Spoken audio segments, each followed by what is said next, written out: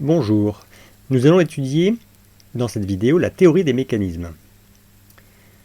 La théorie des mécanismes est un chapitre de mécanique qui permettra de prendre un peu de recul sur la statique et la cinématique en proposant de déterminer si un problème est soluble d'un point de vue dynamique, d'identifier des contraintes de montage et d'aider au choix de modèles de mécanismes. On peut le voir sur le train d'atterrissage à l'écran.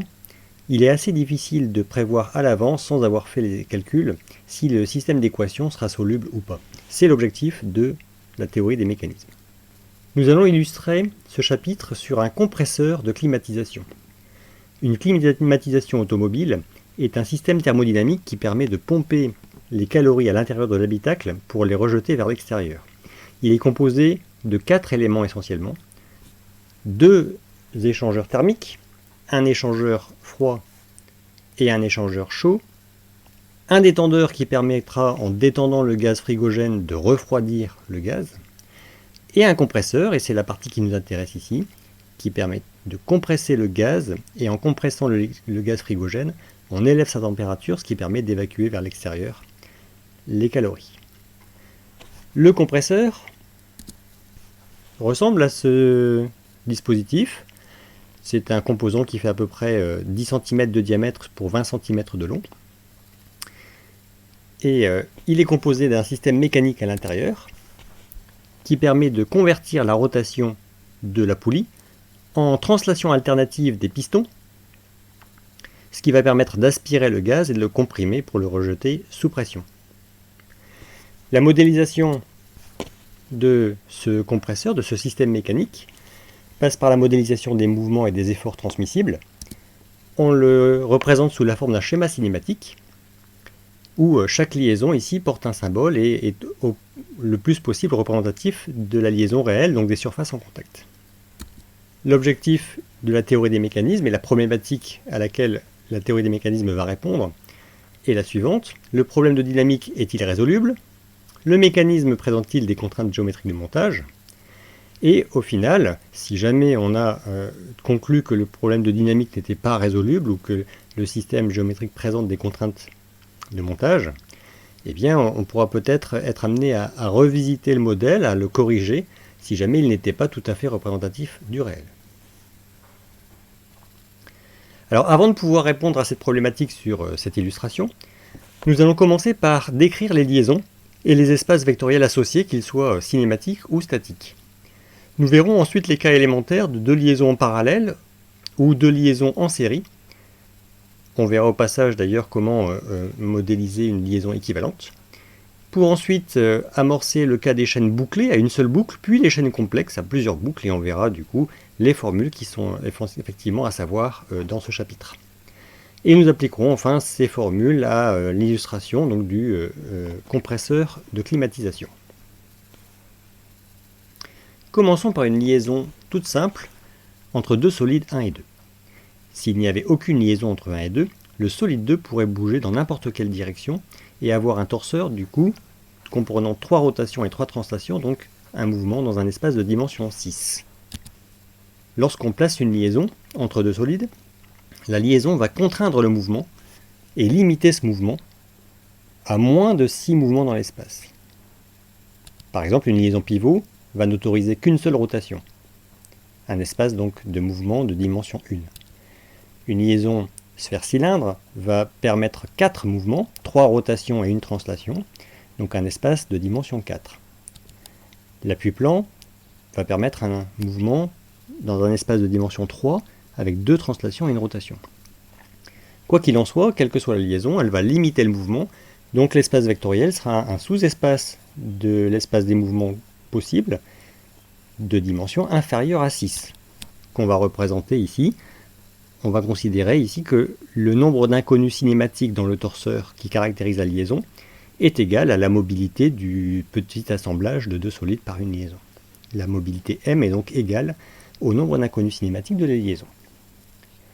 Si maintenant on s'intéresse aux efforts, la liaison sera capable de transmettre une action mécanique de 1 sur 2.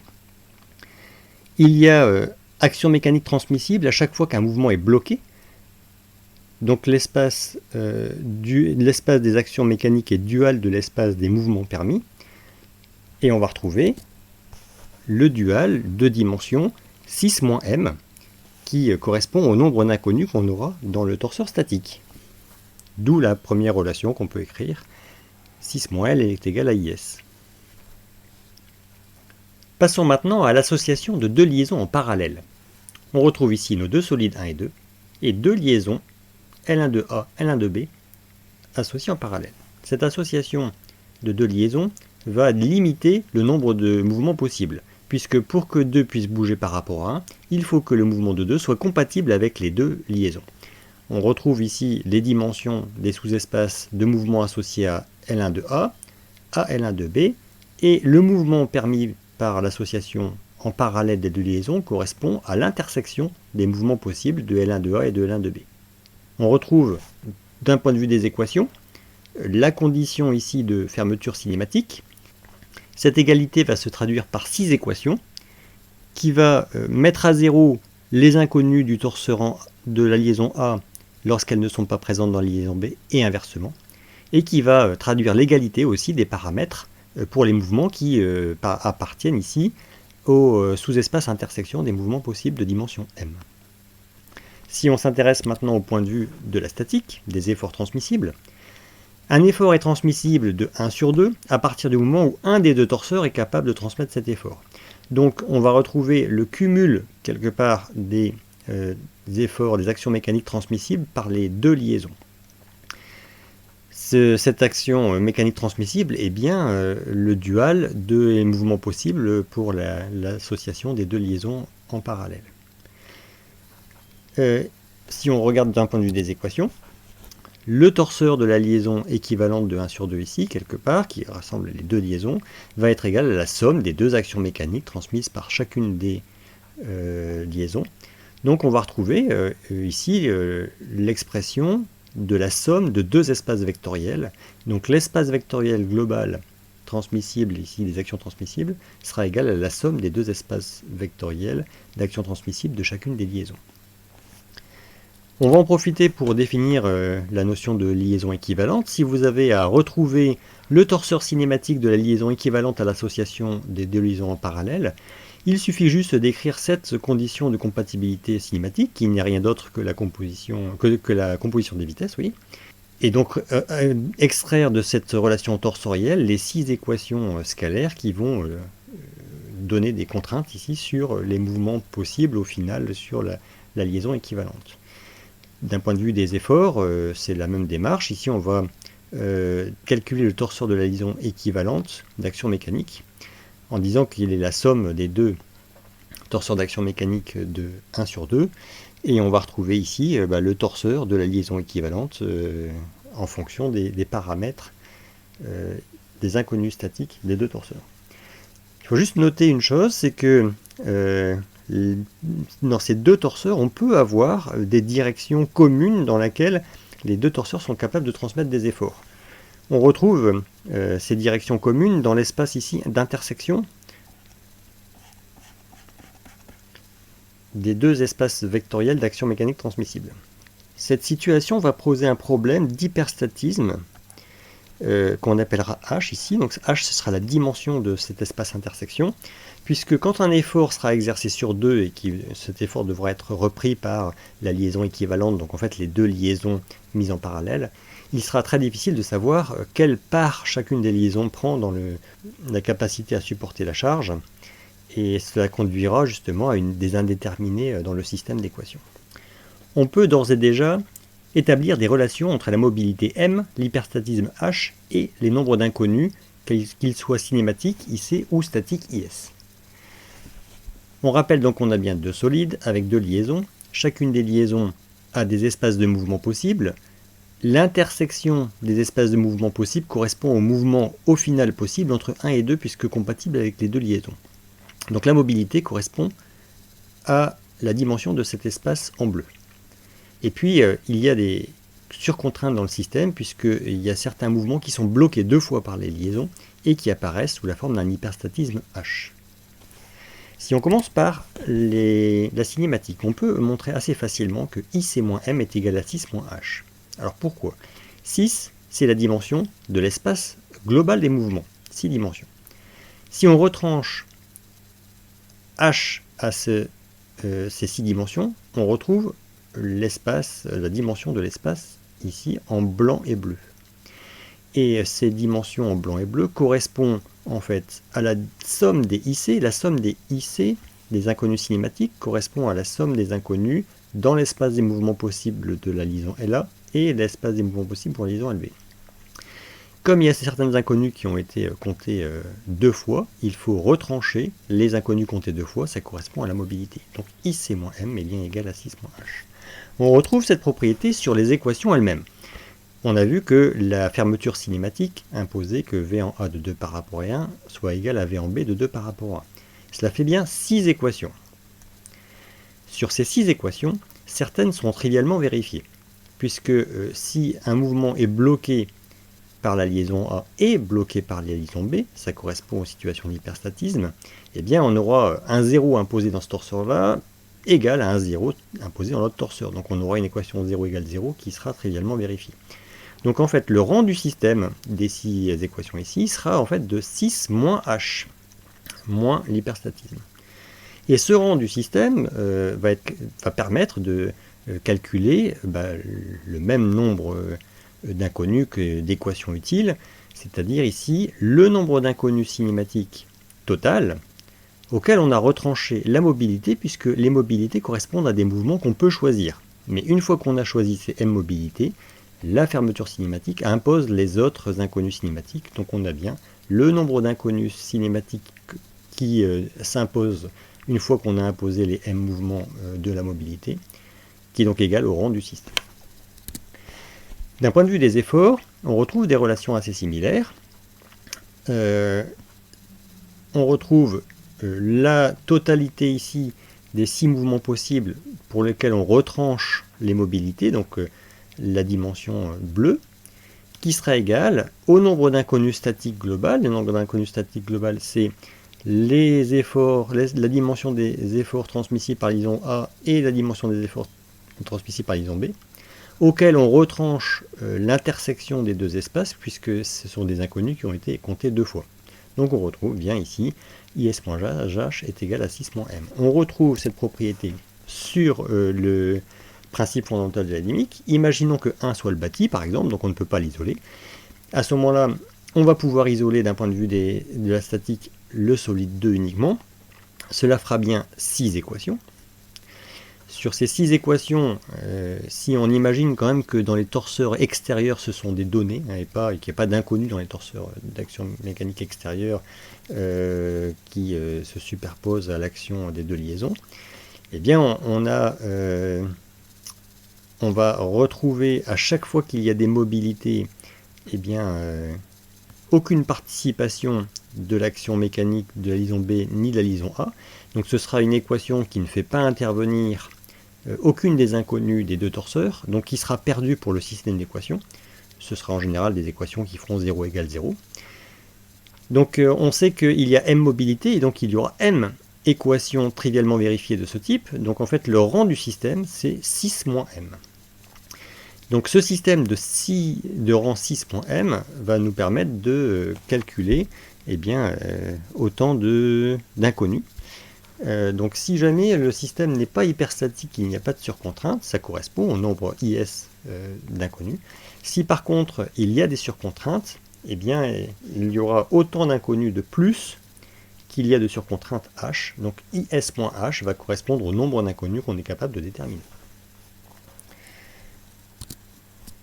Prenons un exemple de 2 liaisons en parallèle. Donc on retrouve bien ici le bâti 0, le solide 1 qui peut bouger par rapport au bâti 0 avec 2 liaisons rotules qui autorisent chacune 3 rotations.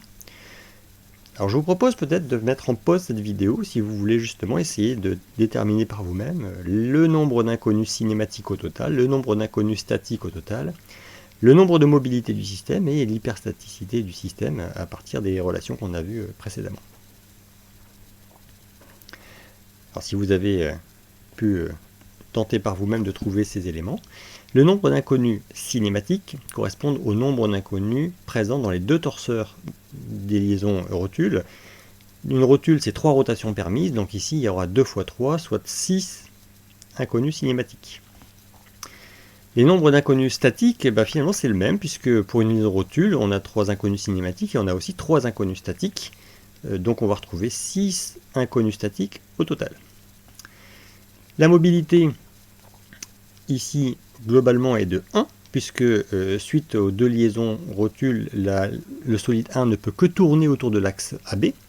Donc on va retrouver une mobilité globale du mécanisme de 1. Et l'hyperstatisme, alors là c'est beaucoup plus difficile à voir, mais on va s'appuyer sur les relations qu'on a vues avant. Donc si on s'appuie sur ces relations, on passe le h à gauche de l'équation, on va retrouver 6 moins IC plus M. 6 moins IC qui vaut 6 plus M1, donc H sera égal à 1. De la même façon, pour l'équation de la statique, on va retrouver la même propriété. Donc on a un hyperstatisme de 1 sur cet exemple. Et effectivement, si on regarde bien, le mouvement de translation suivant x est bloqué 2 fois par les 2 liaisons.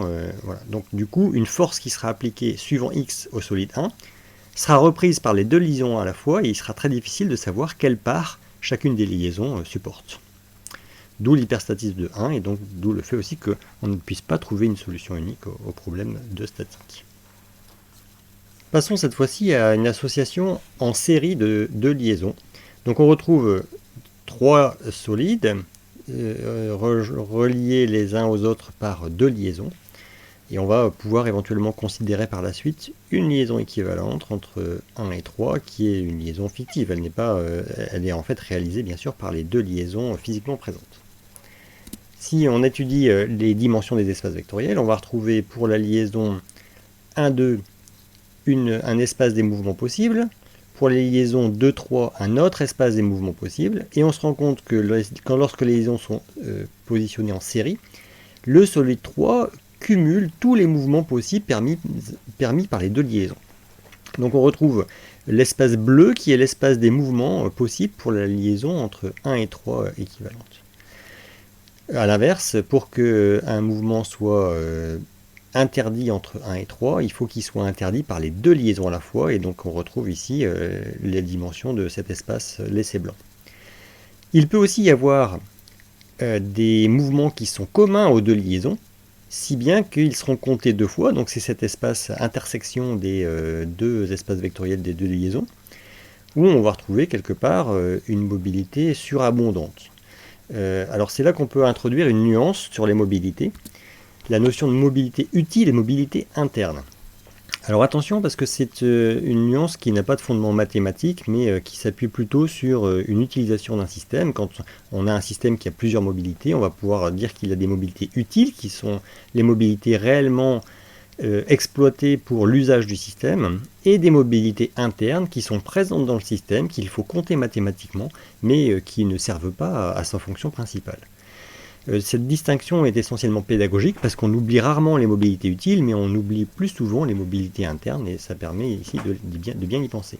Alors sur mon exemple de liaison en série, je vais considérer que la mobilité utile, ce sont les mobilités qui seront utilisées pour le mouvement de 3 par rapport à 1, et que les éventuelles mobilités internes, ce sont des mobilités qui sont encore présentes, même quand on bloque 3 par rapport à 1, essentiellement dues au mouvement de 2.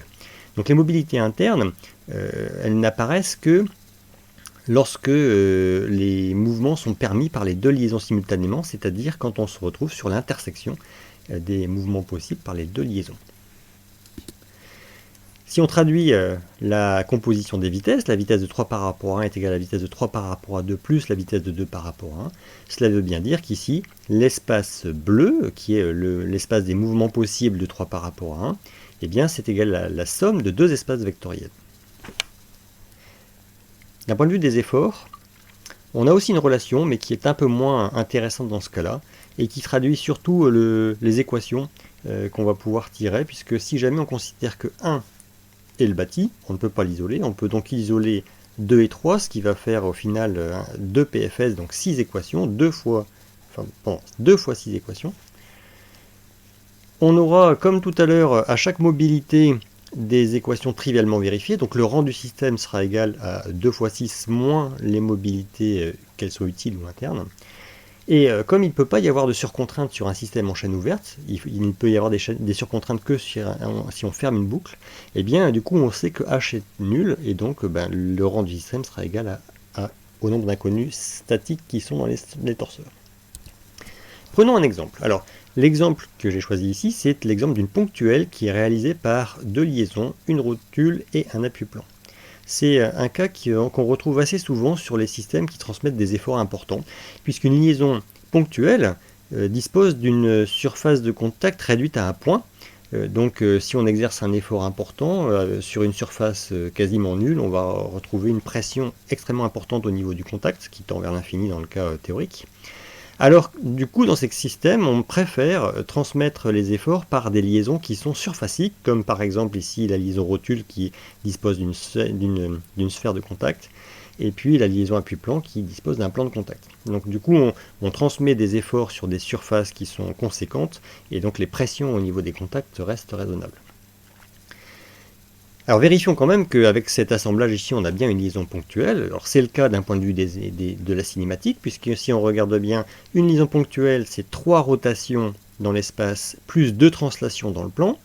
Ici, on a bien les 3 rotations apportées par la liaison rotule, et on a bien les 2 translations dans le plan apportées par la liaison appui-plan. Donc dans le cumul des mouvements ici, V de 3 par rapport à 2 plus 2 par rapport à 1, on a bien les 5 mouvements possibles pour une liaison ponctuelle.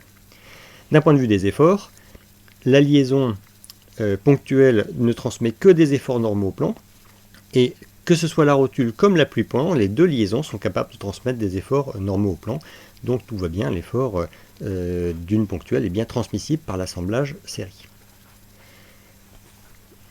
On peut aussi noter que si on bloque le solide 1 par rapport au solide 3, eh bien, le solide 2 peut encore bouger, puisqu'il peut encore tourner suivant l'axe normal au plan, passant par 1. On retrouve ici une mobilité interne. Une mobilité, la rotation de 2 suivant la normale au plan, ici est parfaitement inutile pour réaliser une ponctuelle équivalente, mais c'est une mobilité présente, et on est justement sur cette intersection des mouvements possibles de la rotule et de la liaison appui-plan. Donc si vous êtes amené à devoir calculer une liaison équivalente à une association série de deux liaisons, donc c'est le cas de la liaison 1,3 équivalente, d'un point de vue cinématique, c'est assez simple, on applique la composition des vitesses et on somme donc les espaces vectoriels des deux liaisons pour obtenir l'espace vectoriel de la liaison équivalente. D'un point de vue des efforts, il va falloir traduire que l'isolement du solide 2 conduit à la somme des deux actions mécaniques de 1 sur 2 et de 3 sur 2 égale à 0. Donc en fait l'égalité des deux torseurs de 1 sur 2 et de 2 sur 3. Et cette égalité va se traduire sous la forme de 6 équations qui seront des équations à satisfaire entre les inconnus statiques. À chaque fois qu'il y a des mobilités, ces inconnus vont du coup disparaître. Et ça vous donnera le torseur d'action mécanique. Passons maintenant rapidement à l'analyse d'une chaîne bouclée à une seule boucle. Cette chaîne bouclée peut s'étudier en s'appuyant sur le cas de l'association série en découpant fictivement le solide 1 en un solide 0 et un solide 1. Il faut bien se rappeler quand même qu'ils correspondent au même solide. Si on a fait ce découpage, on retrouve une chaîne ouverte qui va positionner 0 par rapport à 1. Et on peut s'intéresser au mouvement possible de 0 par rapport à 1. Donc si on fait ça, eh on a un cumul de mouvements possibles qui va globalement proposer, chaque liaison a un espace des mouvements possibles, le mouvement de 1 par rapport à 0 sera la somme de tous les espaces vectoriels. Avec un petit peu de chance, cette somme des espaces vectoriels recouvre les 6 mouvements possibles dans l'espace, auquel cas on n'a aucun problème pour raccrocher 1 à 0. Si par contre il y avait certains mouvements qui n'apparaissent dans aucun des torseurs de la boucle, à ce moment-là, ça veut dire qu'il y a certains mouvements qui sont bloqués par toutes les liaisons à la fois, et là, ça conduit à une surcontrainte au moment où on referme la boucle 0 et qu'on ressoude 0 et 1. Donc ça correspondra à un hyperstatisme H. Alors si on passe aux équations, on va aller rapidement après vers le cas général, bien sûr. Alors d'un point de vue de la cinématique, IC-M IC, c'est le nombre total des inconnus cinématiques, donc c'est la somme des dimensions des espaces vectoriels, moins M qui correspond en fait au mouvement compté en plusieurs fois, donc M c'est la dimension des intersections des espaces vectoriels, c'est égal à 6, l'espace complet, moins H, H c'est la dimension de l'espace orange. D'un point de vue des équations, on va retrouver 6 équations puisqu'il n'y a qu'une seule boucle, une équation de fermeture cinématique, dans laquelle H équations seront trivialement vérifiées puisque ça correspond au mouvement bloqué par toutes les liaisons à la fois, donc tous les torseurs présentent un 0 sur cette dimension. Et ça c'est donc le rang du système qui est égal au nombre d'inconnus cinématiques qu'il est possible de déterminer par le système. Donc ça correspond au total des inconnus cinématiques moins les mobilités qu'on est susceptible de choisir. D'un point de vue des efforts, on retrouve une relation similaire. On a, en imaginant que 1 correspond au bâti par exemple, il faut toujours fixer au moins un bâti, eh bien on a donc n-1 solides qui vont pouvoir être isolés, donc 6 fois n-1 équations dans le système. On va retrancher à ce système le nombre d'inconnus, enfin d'équations trivialement vérifiées. À chaque mobilité, on aura une équation trivialement vérifiée. Donc le rang du système est de 6n-1 moins petit m. Et c'est égal, ce rang du système, au nombre d'inconnus statiques qu'on est capable de déterminer. Si jamais il n'y a aucun hyperstatisme, on est capable de déterminer toutes les inconnues statiques, mais s'il y a de l'hyperstatisme, il y aura h inconnus qu'on ne pourra pas déterminer, ou qu'il faudrait se donner pour pouvoir résoudre le système, et donc is moins h, ça correspond au nombre d'inconnus qu'on est capable de déterminer. Donc ce qu'il faut bien retenir, c'est qu'à chaque fois qu'il y a des mouvements qui sont interdits par l'ensemble des liaisons de la boucle, eh bien ça va correspondre à un hyperstatisme supplémentaire. Passons maintenant à l'analyse d'un système complexe. Un système complexe, c'est un ensemble de solides reliés par un ensemble de liaisons qui forment une ou plusieurs boucles. Donc on a ici S solides qui seront reliés par N liaisons. Donc la première chose, c'est de retrouver le nombre cyclomatique. Le nombre cyclomatique, c'est le nombre de boucles indépendantes dans le graphe de structure. Ici, par exemple, sur le graphe qui est inscrit à l'écran, on retrouve deux boucles indépendantes. Alors en réalité, il y a trois boucles. Il y a la petite boucle qui est ici, il y a la petite boucle qui est ici, plus la grande boucle. La grande boucle, c'est celle qui fait tout ça. Évidemment, si j'écris des fermetures cinématiques, la grande boucle sera égale à la somme des deux petites boucles. Donc la grande boucle n'est pas indépendante vis-à-vis des deux petites. D'une manière générale, il suffit de compter les petites boucles et on a le nombre cyclomatique qui sera le nombre de boucles indépendantes et donc de fermetures cinématiques indépendantes. Donc ce nombre cyclomatique, on peut soit l'avoir en dessinant un rapide graphe de structure et en comptant le nombre des petites boucles. Moi, c'est ce que je vous invite à faire le plus souvent. Dans les cas vraiment complexes où si on n'a pas envie de dessiner le graphe de structure, on peut s'appuyer sur une relation de la théorie des graphes qui nous dit que le nombre cyclomatique, donc le nombre de boucles indépendantes, c'est égal au nombre de liaisons moins le nombre de solides plus 1.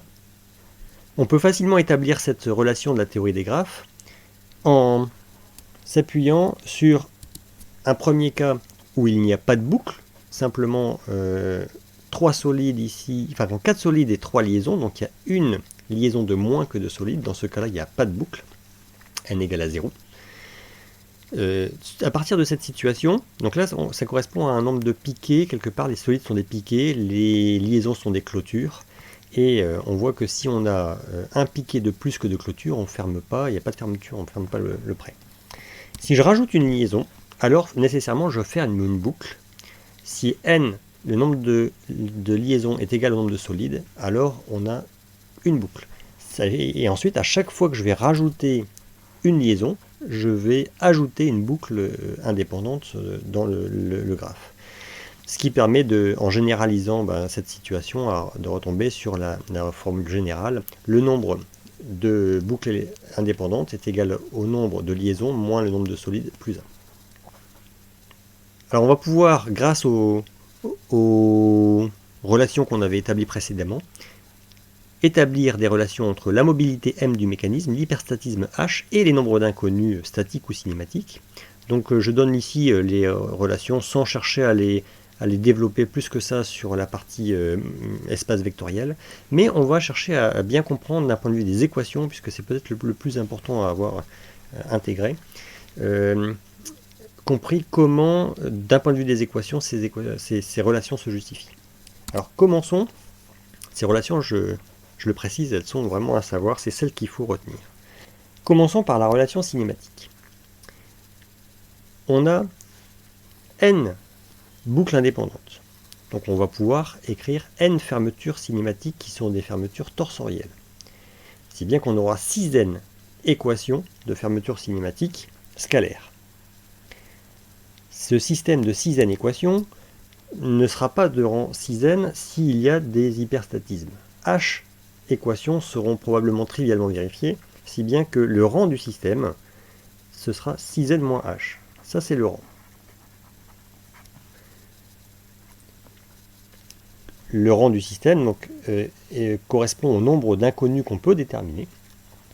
Dans un système de mobilité M, il y a M mouvements qu'on peut choisir arbitrairement. Le reste des mouvements sera imposé par les fermetures cinématiques. Donc on va retrouver ici le rang du système qui est égal au nombre d'inconnus déterminables, c'est-à-dire IC moins le nombre de mouvements qu'on peut arbitrairement choisir. Poursuivons avec les équations de statique. On va retrouver un raisonnement similaire.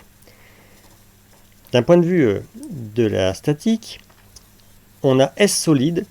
Un des solides sera considéré comme le bâti, si bien qu'on a S-1 PFS qu'il sera possible d'écrire. Chaque PFS est une équation torsorielle, donc on aura, d'un point de vue des équations scalaires, 6S- une équation scalaire indépendante. Elles ne seront pas forcément toutes utiles, puisque si on a une mobilité de M, on aura M équations qui seront trivialement vérifiées, si bien que le rang du système statique vaudra 6S-1 moins M. Ce rang du système correspond au nombre d'inconnus qu'on est capable de déterminer grâce au système. Ça correspond ça au nombre total des inconnus statiques, IS, moins le nombre d'inconnus statiques qui sont surabondantes, et cette surabondance correspond à l'hyperstatisme H. Donc on va retrouver le rang du système 6S-1 moins M, qui sera égal au nombre d'inconnus qu'on est capable de déterminer. Résumons en faisant une synthèse de ce qu'il faut savoir concrètement sur ce chapitre de théorie des mécanismes. Il faut d'abord savoir retrouver le nombre cyclomatique, soit en traçant un rapide graphe de structure au brouillon et en comptant le nombre de petites boucles, de boucles indépendantes. C'est ce que je vous invite à faire le plus couramment possible. Ou alors utiliser la relation de la théorie des graphes qui nous dit que le nombre cyclomatique, c'est le nombre de liaisons moins le nombre de solides plus 1. Ensuite, déterminer le degré d'hyperstaticité, en particulier par la méthode cinématique, qui est en fait la seule au programme. Donc la méthode cinématique, je le répète ici, 6n équation moins h trivialement vérifié, c'est le rang du système, et qui est égal au nombre d'inconnus qu'on est capable de déterminer, c'est-à-dire le nombre d'inconnus total auquel on retranche le nombre de paramètres qu'on peut fixer arbitrairement. La méthode statique éventuellement, même si elle est a priori hors programme. Un modèle pour lequel on trouve un hyperstatisme H de 0 sera dit isostatique, pour un petit peu de vocabulaire, voilà. Et un modèle pour lequel le H est strictement positif sera dit hyperstatique. Donc ça veut dire qu'il y a des surcontraintes, donc des contraintes de montage et des systèmes en statique ou en dynamique qu'on ne peut pas résoudre entièrement. Ces relations sur l'hyperstaticité et puis sur la mobilité des mécanismes peut se transposer sur les systèmes plans. Tout ce qu'on a vu, c'était valable pour un problème tridimensionnel, puisque quand on comptait des fermetures cinématiques, on comptait 6 équations scalaires, et les inconnus statiques ou cinématiques, on les comptait évidemment dans l'espace. Mais on peut très bien transposer ces équations sur le cas d'un problème plan. D'un point de vue cinématique, chaque fermeture cinématique apportera 3 équations scalaires, donc on retrouve la même relation, mais avec 3n au lieu de 6n. Et d'un point de vue des efforts, c'est pareil, chaque PFS apportera 3 équations au lieu de 6, donc on retrouve la même relation, mais avec un 3 au lieu d'un 6. Alors attention à noter tout de même que quand on fait le compte des inconnus cinématiques et des inconnus statiques, il faut uniquement compter les inconnus présentes dans le torseur plan. et pas les inconnues présentes dans le torseur tridimensionnel. Même chose pour les mobilités, on compte les mobilités présentes dans le système plan et pas dans le système éventuellement 3D. Alors on va pouvoir appliquer ces relations au cas du compresseur. On cherche à savoir si le modèle du compresseur est un modèle isostatique ou hyperstatique. Donc on va chercher H. D'un point de vue méthode cinématique, eh bien, on a un nombre cyclomatique qui vaut 3. Alors on peut le calculer soit par la formule, 7 liaisons moins 5 solides plus 1, ça nous donne 3 boucles. On peut aussi voir ces boucles directement sur le système, puisque là on part du bâti, on remonte par 14, on passe par 3, 6 et on revient au bâti. Ou alors on part de 6, on va sur 3 et on revient sur 6. Ou alors on part du bâti, on passe sur 3, sur 2, sur 3, on passe sur 14 et on revient au bâti. Donc il y a 3 boucles. Voilà. Alors c'est plus difficile à voir sur le schéma cinématique. Si on avait fait un graphe de structure, ça aurait été assez évident.